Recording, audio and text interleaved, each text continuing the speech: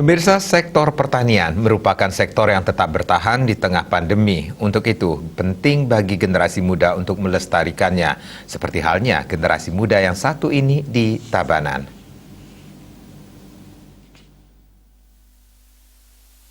Melestarikan sektor pertanian sangat penting dilakukan. Selain untuk ketahanan pangan Bali, juga untuk sumber penghasilan ekonomi bagi masyarakat Bali. Peran generasi muda sangat penting dalam melestarikan sektor pertanian. Seorang petani muda Gede Sopo mengaku dirinya tidak malu untuk bertani. Baginya bertani adalah suatu hal yang membanggakan. Ia pun sekolah di salah satu SMK pertanian di Bali dan menerapkan ilmu yang didapatkan dan diterapkan di kebun serta ke depan akan tetap bertani. Saya masih kelas 12 SMK. Jurusan apa? Jurusan pertanian. Berarti dari kecil udah ikut Bapak bertani? Iya. Gimana sih rasanya jadi petani sebagai anak muda gitu di zaman sekarang?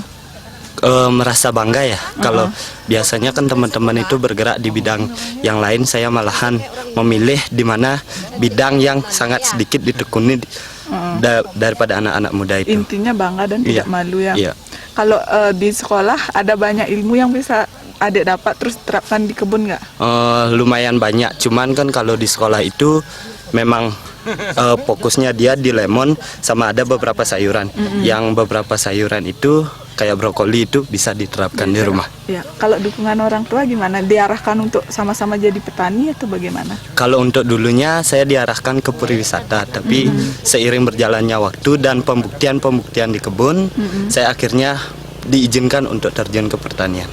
Untuk belajar? Kalau untuk belajarnya sendiri, seringlah buka-buka Google. Tapi lebih seringnya ke Facebook ya. Kenapa Facebook ya, grup-grup pertanian gitu banyak di sana. Nah, ke depan seandainya udah lulus SMK akan jadi petani atau bagaimana? Kalau untuk kedepannya yang pasti untuk saat ini diinginkan pasti memang fokus ke pertanian. Saat ini belajar bertani kian mudah karena ada banyak akses informasi yang didapatkan seperti di media sosial. Desak Aryani, Bali TV.